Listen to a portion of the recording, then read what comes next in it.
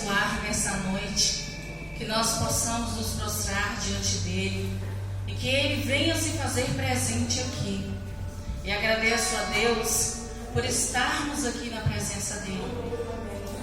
E vamos, aquele que puder, faça uma oração ao Senhor, agradecendo a Deus pelo dia de hoje, por estarmos aqui adorando o nome dele, na casa dele. Senhor Jesus, meu Deus, obrigada, Pai querido, por estarmos diante de Ti, na Tua presença, e que o Senhor possa, sim, Senhor, fazer presente aqui neste momento, que nós possamos nos encher de Ti cada dia mais, pois o Senhor é Deus, independente de qual momento ruim estamos passando, o Senhor está conosco, que nós possamos, ó Pai, alegrar em Tua presença, que nós possamos nos prostrar, ó Deus querido, na Tua presença, pois o Senhor é Deus, independentemente de como estamos. Eu agradeço a Ti, Jesus, agradecemos a Ti pela Tua obra feita em nossas vidas, a vida de nossos familiares, que o Senhor possa estar nos abençoando cada dia mais, em nome do Senhor Jesus. Amém. Eu queria ler uns versículos da palavra do Senhor no livro de Lucas, capítulo 12, verso 25 e diante.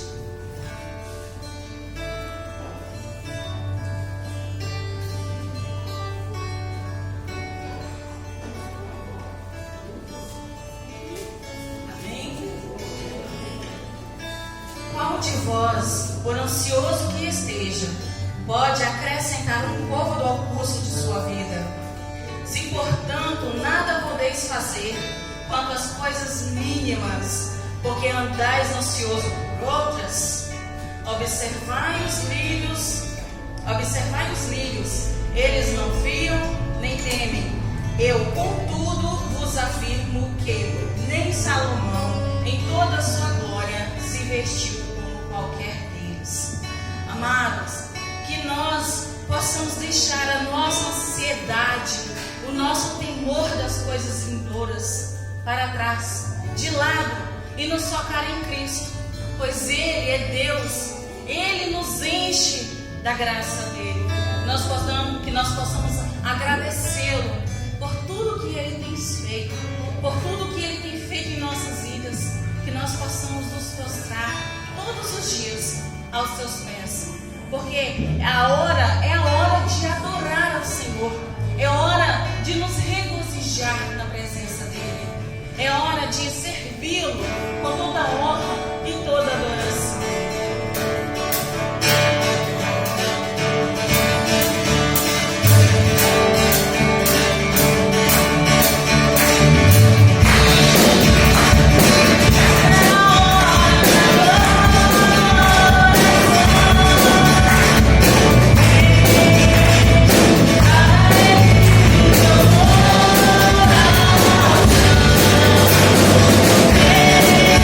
Yeah.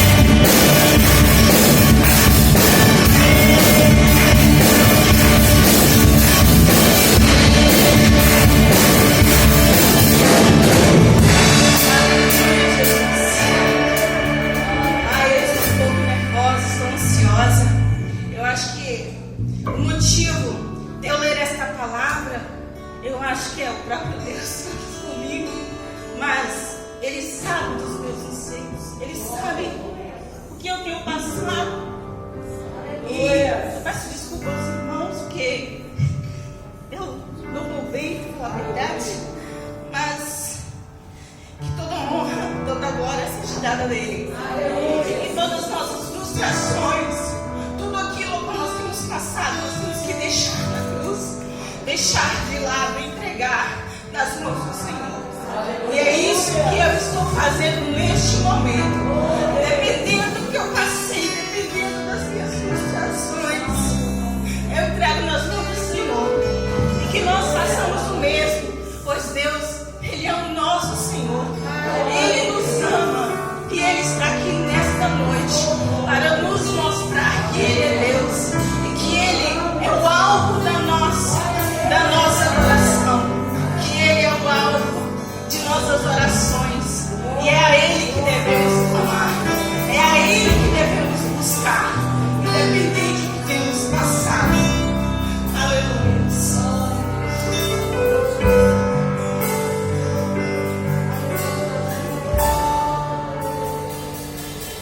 Vou deixar na cruz tudo que passou, tudo que ficou.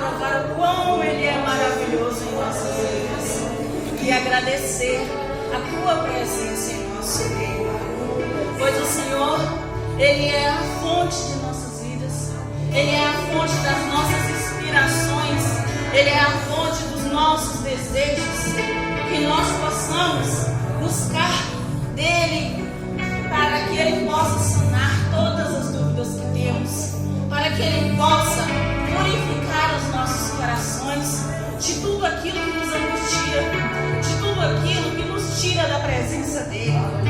Que nós possamos fazer deste louvor uma oração neste momento. Aleluia.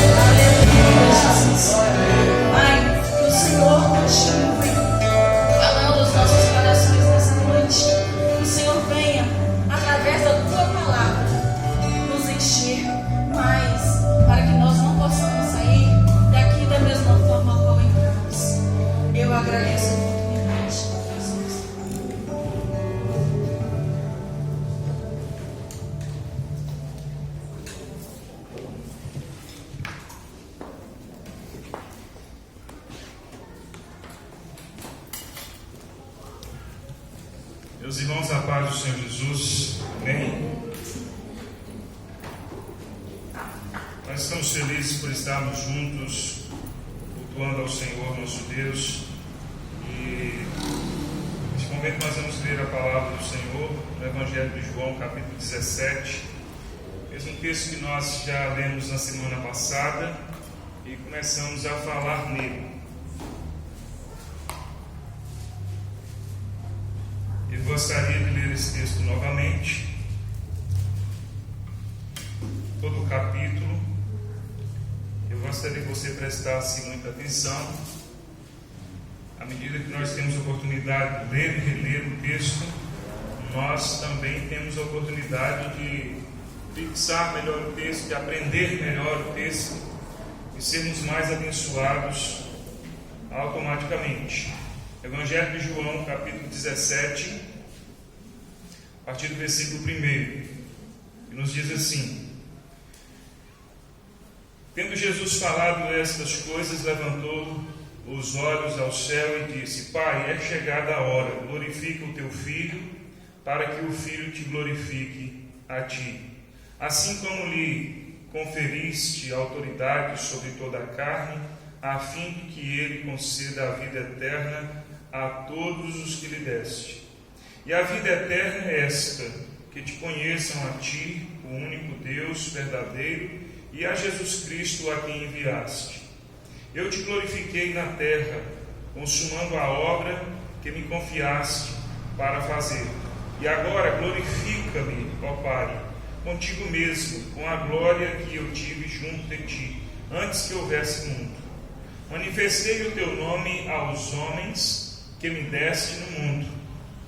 Eram teus, tu nos confiaste, e eles têm guardado a tua palavra. Agora eles reconhecem que todas as coisas que me tens dado provêm de ti, porque eu lhes tenho transmitido as palavras que me deste, e eles a receberam e verdadeiramente reconheceram que saí de ti e creram que tu me enviaste. É por eles que eu rogo, não rogo pelo mundo, mas por aqueles que me deste, porque são teus. Ora, todas as minhas coisas são tuas e as tuas coisas são minhas, e neles eu sou glorificado. Já não estou no mundo, mas eles continuam no mundo, ao passo que eu vou para junto de ti. Pai Santo, guarda-os em teu nome, que me deste, para que eles sejam um, assim como nós. Quando eu estava com eles, guardava-os no teu nome, que me deste, e protegi-os. E nenhum deles se perdeu, exceto o filho da perdição, para que se cumprisse a Escritura. Mas agora vou para junto de ti, e isto falo no mundo, para que eles tenham o meu gozo completo em si mesmos.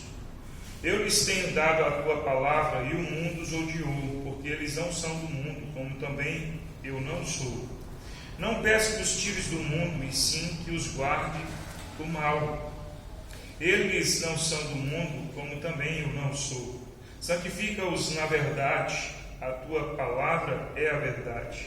Assim como tu me enviaste ao mundo, também eu os enviei ao mundo. E a favor deles que eu me santifico a mim mesmo, para que eles também sejam santificados na verdade. Não rogo somente por estes, mas também por aqueles que vierem a crer em mim, por intermédio da sua palavra, a fim de que todos sejam um, e como és tu, ó Pai, em mim e eu em ti, também sejam eles em nós, para que o mundo creia que tu me enviaste. Eu lhes tenho transmitido a glória que me tens dado, para que sejam um, como nós o somos.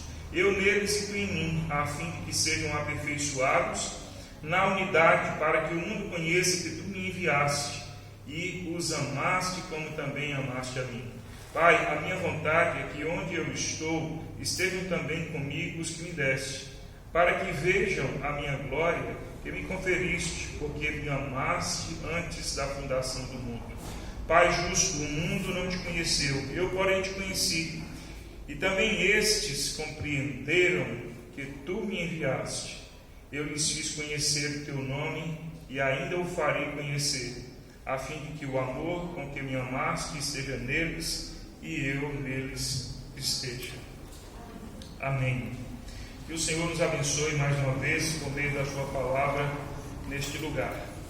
Meus amados irmãos, nós começamos a falar nesse texto da palavra do Senhor falando sobre a oração de Jesus, a oração do Mestre.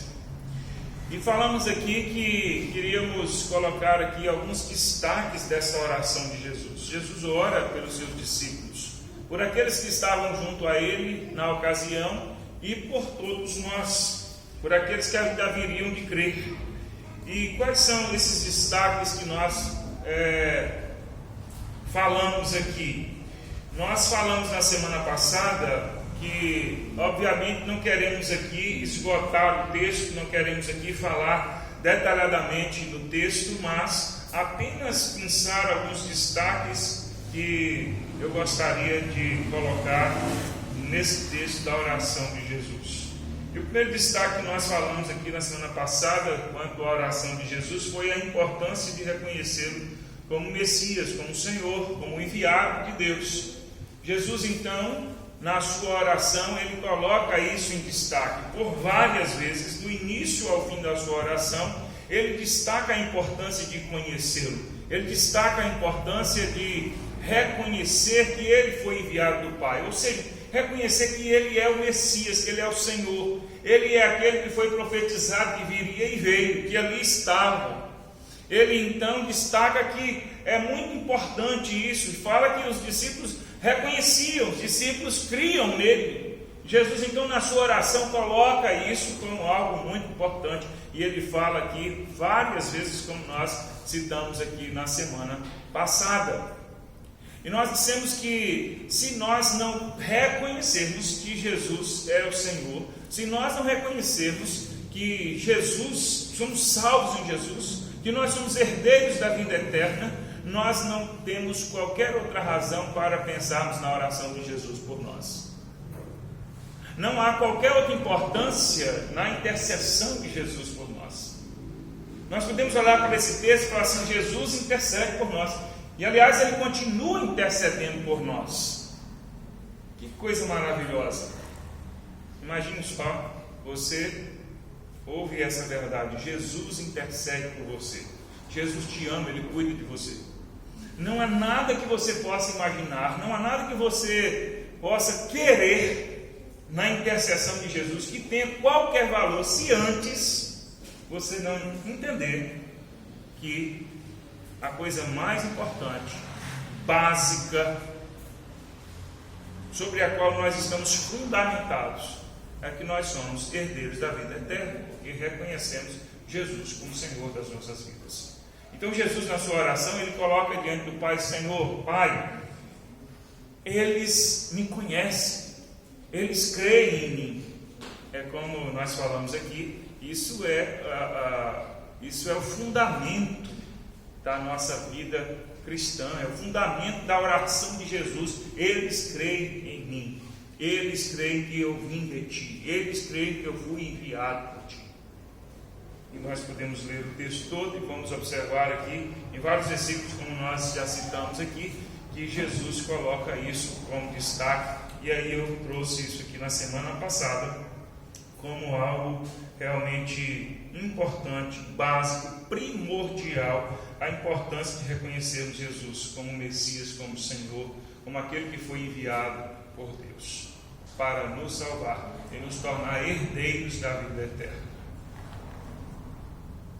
Então, quando nós olhamos para a oração de Jesus, a primeira coisa fundamental é isso. A segunda coisa que eu quero colocar aqui em destaque na oração de Jesus é a proteção. Jesus, na sua oração, também coloca em destaque uma proteção, pedido de proteção sobre nós. Pedido de proteção para conosco, que o Pai nos proteja.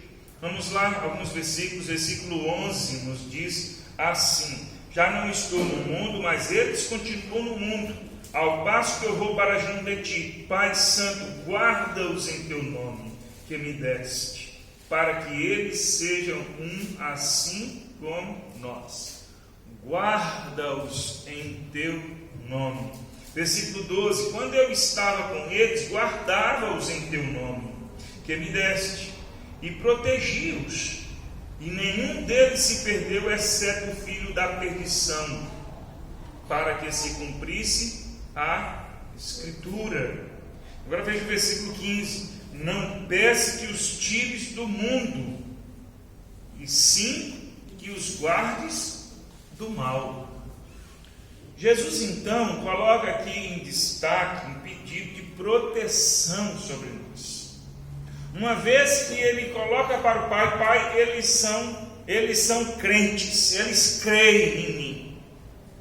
Agora, Pai, eu peço que o Senhor os guarde. Os guarde de que forma? O que é que Jesus está pedindo para o Pai? O que significa essa proteção? O que significa proteger aqui? E aí eu quero que nós coloquemos em destaque essas palavras de Jesus, que nós observemos estas palavras de Jesus quanto à proteção. Jesus pede: Pai, eu estou no mundo, mas eles continuam no mundo. Fala assim: Pai, o mundo é selvagem, o mundo é difícil, eu vou para junto de ti. E ele fala: Pai Santo, guarda-os em teu nome, guarda-os em teu nome, que me deste, para que eles sejam um, assim como nós. Eu não quero entrar aqui na questão da unidade, porque eu ainda vou a um ponto que eu quero colocar aqui, ainda em destaque, mas Jesus aqui está pedindo proteção para nós. Eu quero enfatizar aqui que Jesus está pedindo proteção, e depois tentar observar aqui, junto com os irmãos, que tipo de proteção é essa, e com qual propósito Jesus pede proteção para nós.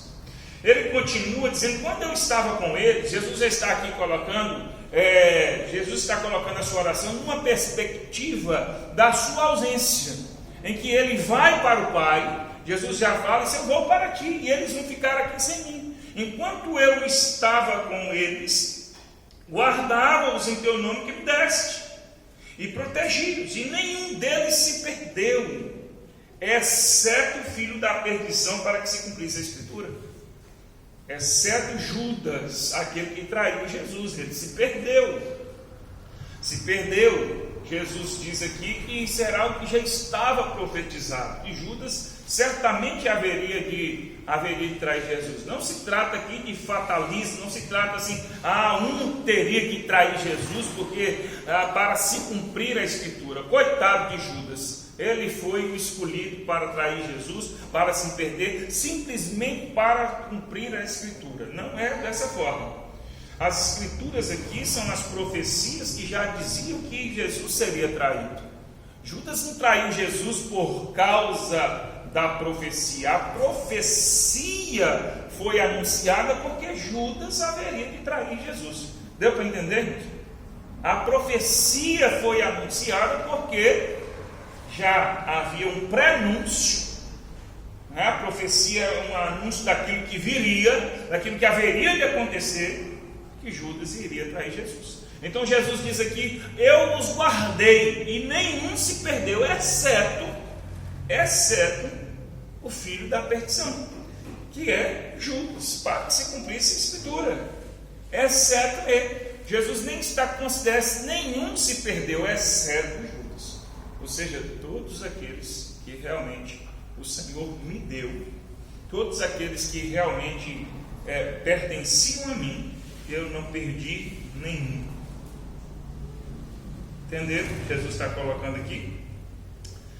Aí no versículo 15 ele fala assim: não peço que os tires do mundo, e sim que os guarde do mal. Jesus está dizendo: eu vou para ti, eles vão ficar no mundo.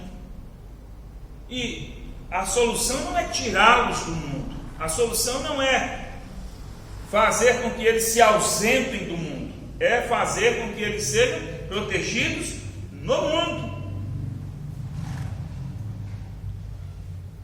Jesus coloca aqui no versículo 11 um dos propósitos dessa proteção. E eu falei, não quero entrar nesse detalhe, mas ele coloca: para que eles sejam um, assim como nós. Eu só quero colocar aqui que a proteção tem um propósito. E aí, a questão da unidade eu vou falar depois. Mas observe que quando nós pegamos textos isolados da Bíblia, quando nós pegamos palavras isoladas da Bíblia, a gente tem a tendência de querer interpretar esta palavra ou interpretar algumas palavras de um modo muito cultural nosso, de um modo muito habitual. Então, quando a gente fala assim, Deus te proteja, que a proteção do Senhor esteja sobre você, quais são as ideias que vêm à nossa cabeça? Que tipo de proteção nós estamos falando? Quais são as possíveis situações que nós podemos imaginar sobre proteção de Deus?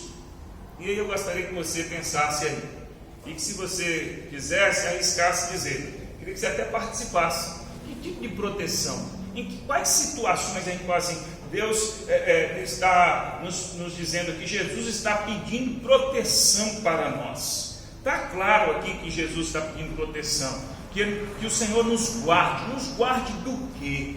Que tipo de proteção nós imaginamos? Que tipo de proteção nós estamos sujeitos a viver? Qual é o contexto das nossas vidas? Quais são as circunstâncias em que nós podemos pensar em que essas coisas aqui, ou que essa questão aqui de ser guardado, possa se cumprir nas nossas vidas? Alguém gostaria de falar alguma coisa?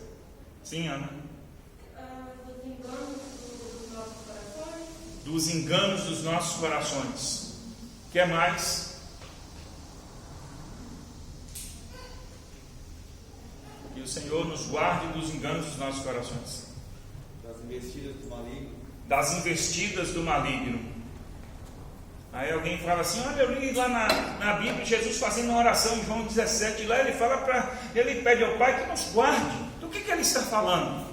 Que nos guarde do quê? Que nos guarde dos enganos dos nossos corações. Que nos guarde das investidas malignas. E nos guarde do quê? Qual seria a sua resposta? Alguém mais gostaria de participar e falar alguma coisa? Das intenções dos nossos corações. Algo mais?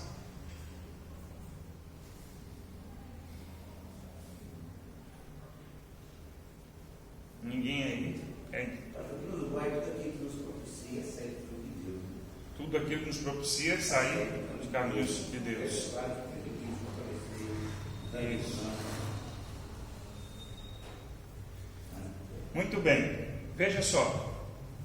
Nós temos eu quero primeiro falar, o que os irmãos falaram foi muito bom, mas quero primeiro falar sobre a nossa ideia cultural de ser guardado, de ser protegido. Tá? Nós vivemos por muito tempo num país onde o catolicismo imperou.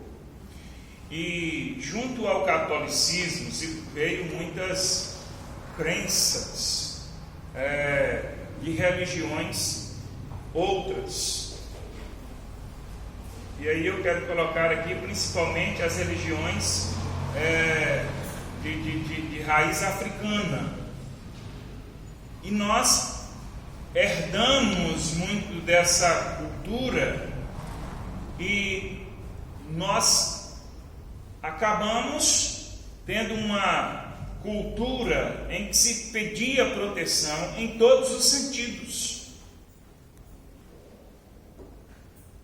Quem aqui já foi benzido? Quem aqui já foi benzido? Já foi benzido? Benzido. Cara de gente já foi benzido, né? Eu também já fui benzido. Eu já fui benzido. Eu me lembro eu era menino, tinha uma senhora que morava próximo de casa e qualquer coisa que a gente assim dava, se tivesse uma febre, uma diarreia, tivesse qualquer, como é que é? A espinhela caída, eu não sei o que é a espinhela caída não, mas é isso aqui, né? É espinhela caída, qualquer coisa qualquer coisa de errado, né? Chamava alguém para benzer. Aquilo era uma espécie de proteção, né? Para tirar aquele mal. E aí eu me lembro que vinha a senhora e minha mãe mandava chamar para benzer. Aí ela vinha, passava e assim, então passava a mão nos matos lá e juntava assim aquela cera.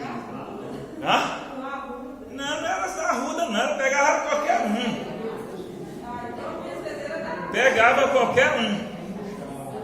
Pegava qualquer mato mesmo.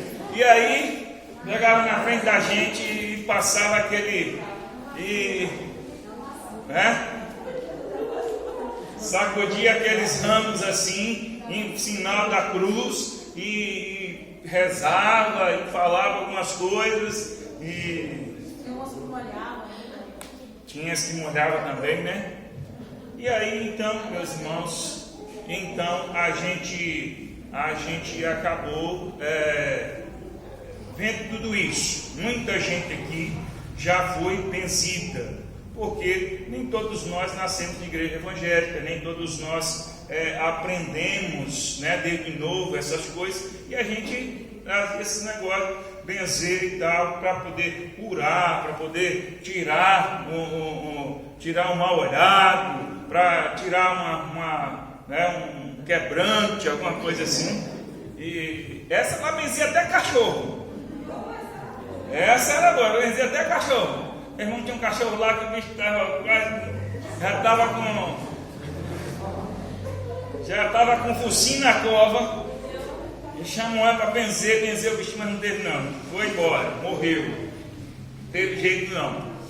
Então a gente sempre ouviu falar disso, dessas coisas, de benzer quando se tinha um problema, e também quando não se tinha um problema, para evitar o problema.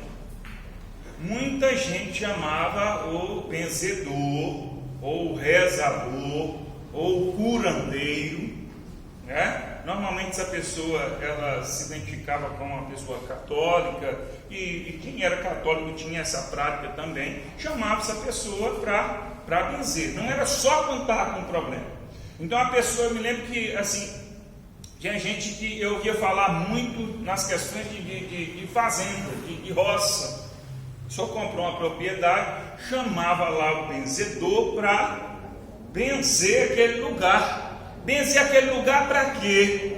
Benzer aquele lugar para que a produtividade, principalmente se tratando de fazenda, a produtividade fosse boa. Que naquele lugar ia se plantar, ia criar alguma coisa ali para produzir, para comercializar. Então chamava o benzedor para trazer a bênção para aquele lugar ali, um sinal de proteção para aquele lugar.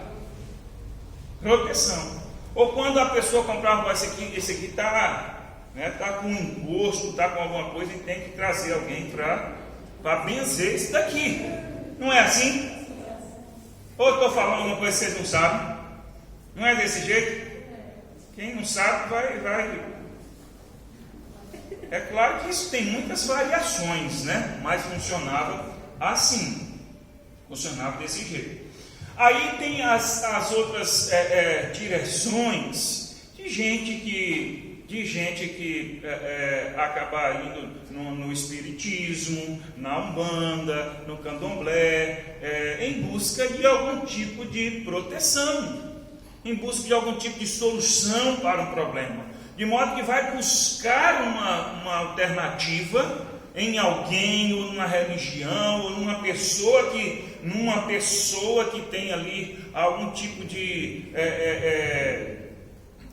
referência de que pode ajudar, que pode benzer, que pode. Nós vamos ali no fulano de tal, ele é curandeiro, ele benze, ele faz um ritual, te protege, enfim, é alguma coisa assim, não é? Existem alguns filmes que retratam estas coisas, né? Alguns filmes que falam, a pessoa tem o corpo fechado. Aí eu vou falar essa expressão, corpo fechado. o corpo fechado está ali, está trancado, não entra nada, e está benzido, está protegido, corpo fechado. Hã? É um filme chamado Besouro, né? Que fala sobre isso, corpo fechado. Então, se a gente for falar dessas coisas, nós vamos aqui encontrar várias situações, várias ramificações, onde na nossa cultura, no nosso aprendizado, principalmente no passado onde o catolicismo imperava, a gente tinha muitas dessas práticas, a gente tinha um relacionamento mais próximo com esses hábitos, com esses costumes, não é? De benzedor, de curandeiro e tanta coisa mais. Eu já contei aqui várias vezes com os irmãos da minha infância, eu já vi isso acontecer na minha própria família e de tudo aí, de benzedor, de reza brava, de macumba e um bocado de coisa mais. E aí, meus irmãos, o evangelho, ou vamos dizer, o evangelho não, vou colocar aqui, os evangélicos ganharam espaço no Brasil. Quando eu era menino, não se falava muito de evangélico, falava os crentes, né? Os crentes. E aí, assim, era coisa mais restrita. E aí, de 30 anos para cá, né, 40, 30 anos para cá, os evangélicos foram ganhando espaço e estão ganhando muito espaço. Né? Quando eu falo evangélico, são todos os segmentos evangélicos. E há pesquisas e estudos de que quanto mais tempo vai passando aí, os evangélicos vão ganhando uma proporção maior do que aquilo que era antes, que era o catolicismo, aqui no Brasil. E vamos seguindo. Mas nós, evangélicos, herdamos muita coisa. Algumas pessoas dizem que muita gente saiu do catolicismo, mas o catolicismo não saiu da pessoa. Eu não estou aqui querendo atacar o catolicismo, não. O senhor sabe até que eu defendo muita coisa que se fala do catolicismo, contra o catolicismo. Porque tem gente que fala do catolicismo e não sabe apontar. Fala muita coisa contra o catolicismo sem razão. Então não estou aqui nem querendo atacar o catolicismo gratuitamente, mas também não estou defendendo o catolicismo. Estou apenas expondo uma questão nossa, histórica, cultural, para adentrar com o nosso assunto aqui. Então, os evangélicos foram ganhando espaço, nós aqui estamos evangélicos, mas nós herdamos muita coisa do catolicismo e dessa nossa cultura brasileira. Ou seja, nós nos tornamos evangélicos, ou até nascemos em igrejas evangélicas, mas estas coisas, elas vieram juntas. Estas coisas estão impregnadas nas nossas igrejas.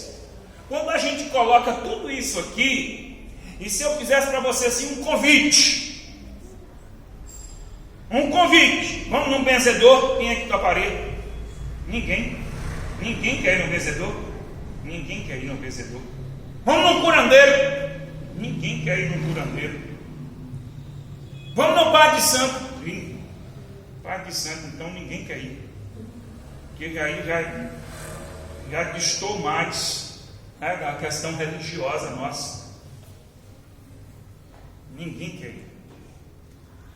Vamos fazer um despacho.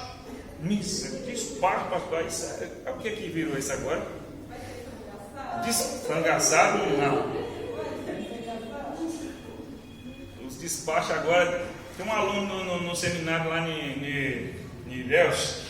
Eu não vou citar o nome dele aqui que está sendo gravado, mas eu dizia assim: olha, aqui em Ilhéus, aqui eu já aproveitei muito despacho mesmo. Passava pela rua, uns amigos meus cantava despacho, tinha galinha, pegava, tinha cachaça, que bebia, tinha que ter dinheiro, e pegava, e era bom demais. Agora não, agora o negócio está feio, agora você faz uns despachos aí que não tem umas flores, um negócio aí que não tem, dá mais nada não, porque cachaça eu não bebo mais. E dinheiro não bebo mais no despacho, mas tinha dinheiro de despacho. Passava, pegava, era bom demais. Era bom demais. Agora que eu me converti, já tem cachaça, eles têm velho lá que já não está compensando mais não. está compensando mexer no despacho, não. Mas, se eu chamar você para fazer um despacho, você não vai. Eu falo, pastor, tem crente que se ouvir o pastor, eu aqui falando isso, fala assim, o pastor está brincando com coisa séria. Não estou brincando com coisa séria. Eu não tenho nenhum problema de falar dessas coisas. Eu não tenho problema nenhum de falar dessas coisas. Então nós, evangélicos, se eu chamar para fazer essas coisas, nós falamos não. Mas nós herdamos uma cultura que nós fazemos estas coisas com outros nomes. Veja só. Alguém que sabe o que é sincretismo religioso? Ninguém que sabe? Ei. O que é sincretismo religioso? Catolicismo. Se você quiser, anota aí, depois você pesquisa, é muito importante isso. Anota aí para você pesquisar depois, estudar um pouco sobre o que é sincretismo religioso. Sincretismo religioso é as religiões africanas, elas vieram do Brasil, de um modo bem simples de colocar. Vieram do Brasil. E aí aqui a religião aqui era católica, não podia ter outra religião. E aí o que eles fizeram? Eles começaram a ter as práticas religiosas deles, mas com a fachada católica, com os nomes católicos. Vocês já ouviram falar assim, fazer uma comparação assim, o santo tal da igreja católica é o fulano de tal da Umbanda, é o fulano de tal do Candomblé. Já ouviram falar coisa assim? Já expliquei, já? Está lembrando, Marlene, agora? Então isso é um sincretismo religioso. Eles se vestiam de catolicismo, mas na verdade eles estavam praticando as religiões que eram proibidas. Isso se chama sincretismo religioso. Nós evangélicos, nós fizemos um pouco disso, sincretismo religioso. A gente saiu do catolicismo, veio de uma cultura mais católica no Brasil, e aí a gente trouxe algumas práticas e a gente coloca nomes evangélicos nas práticas que a gente trouxe. Entender? Quando eu digo nós, eu estou falando evangélicos de modo geral. E aí quando nós falamos de proteção, aí nós estamos dizendo que, quando nós estamos falando de proteção, de ser guardados, nós temos várias práticas nesta direção. Várias práticas nessa direção. A gente tem o hábito de buscar a Deus, buscar essa proteção em Deus e querer ter o corpo fechado. A gente quer ter o corpo fechado. A gente quer ser imbatível, no sentido de ter o corpo fechado mesmo. A gente busca a Deus e fala assim, Deus me protege. Tem gente que acha que não vai pegar o coronavírus, porque é crente. Você pode até não pegar, mas você pode até não pegar. Deus pode te proteger? Pode ou não pode? Pode, mas não é uma promessa. Mas tem gente que acha que por ser crente ele está protegido, e isso não é verdade. Isso é apenas essa ideia de que se nós servimos a Deus, nós estamos protegidos. Principalmente quando essas pessoas interpretam que o vírus ou qualquer outra coisa, ou quando surgiu o HIV, né, a AIDS, fala, não, isso é doença, isso é do diabo, ou isso é juízo de Deus. Pode até ser. Não, o questionamento aqui não é esse. A questão é que nós, no nosso meio, há pessoas que têm esse comportamento de achar que está protegido e que nada vai lhe atingir, e que nada vai lhe sobrecair sobre essa pessoa. Tem gente que tem essa ideia de que ele está protegido, de que ele está guardado.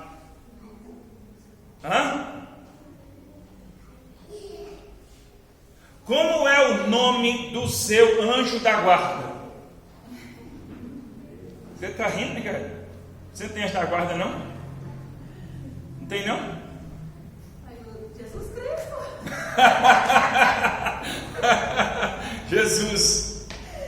Mas os anjos nos servem. A palavra de Deus nos diz que Ele dá ordem aos anjos e que eles nos servem. Serve. Mas você está certo. Fala, Vaguinho. Nessa questão aí, quando se fala praga alguma chegará à sua terra, isso é uma praga, né?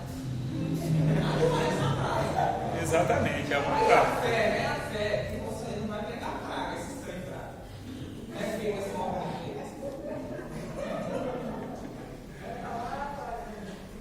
Quando fala que praga alguma chegará à tua casa, é claro que essa fala ela está dentro de um contexto para o povo de Israel.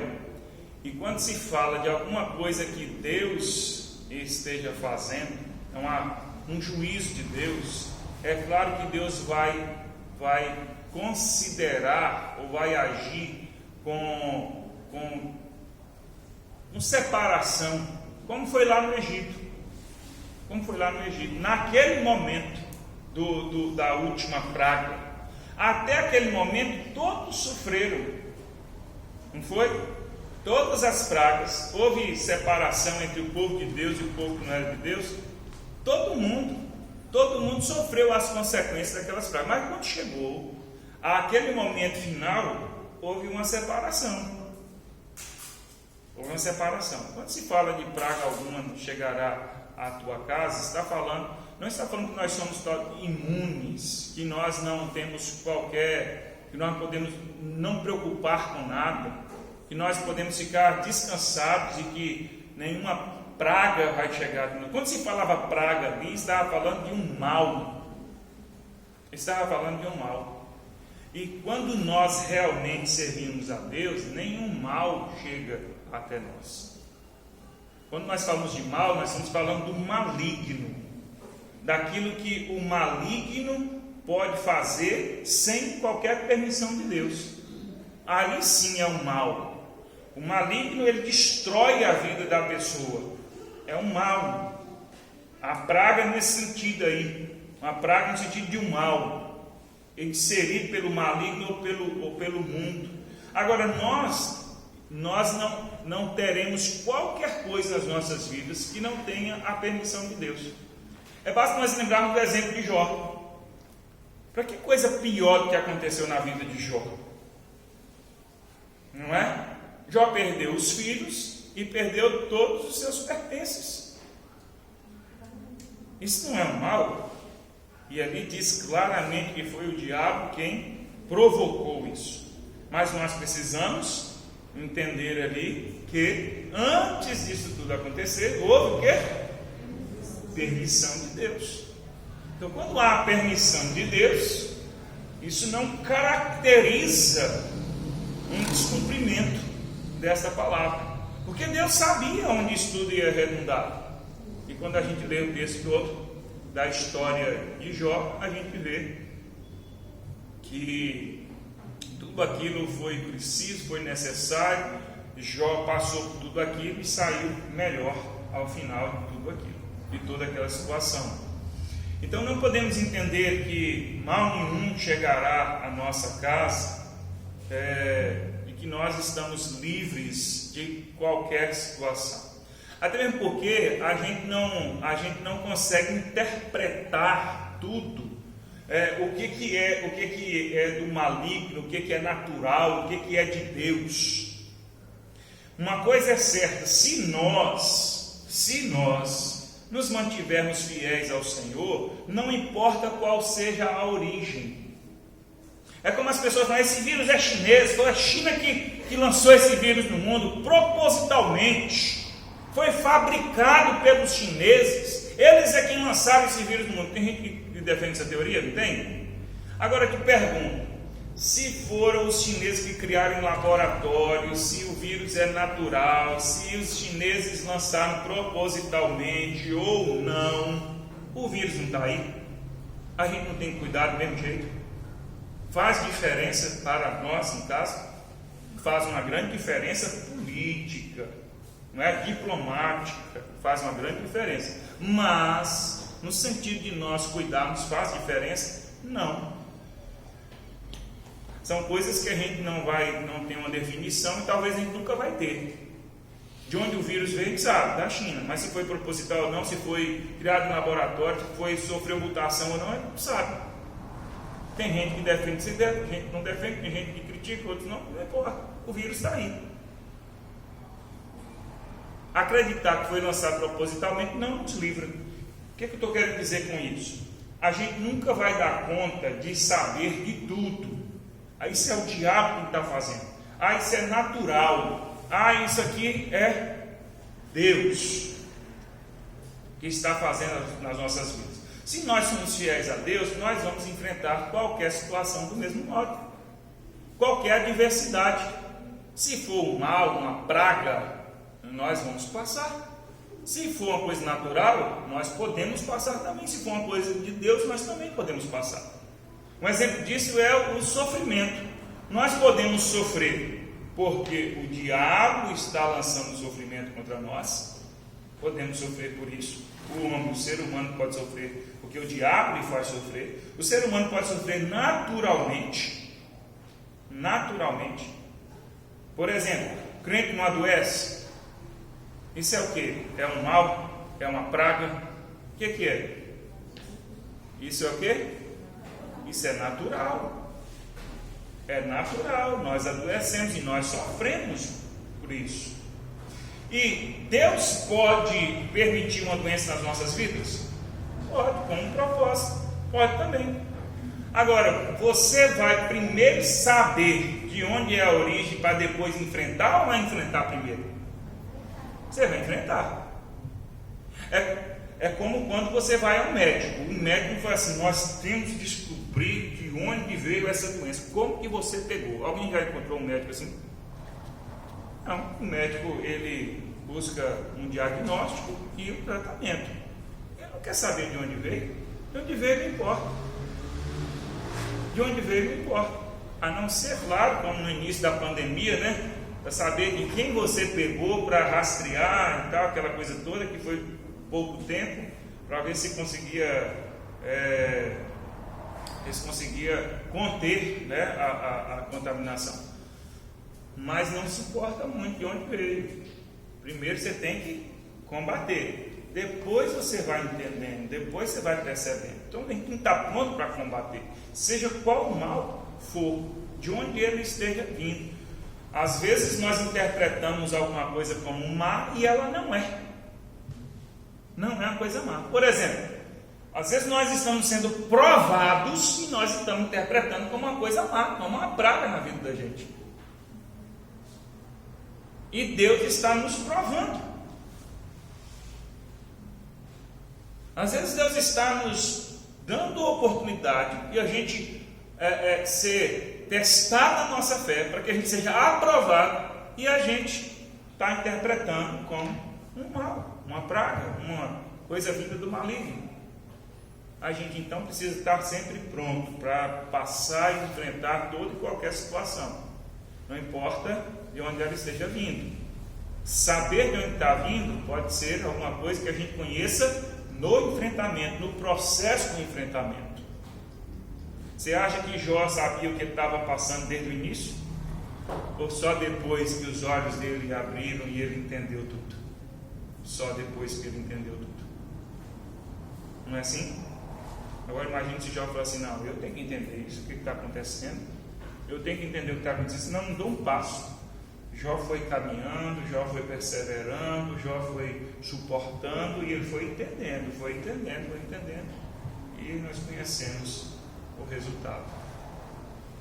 Então nós temos essa ideia, meus irmãos, de proteção, como a gente vinha falando, de que a gente tem que ser guardado, de que a gente não vai sofrer nenhum mal, e isso não é verdade. Se isto é verdade, a Bíblia está errada. A Bíblia está errada.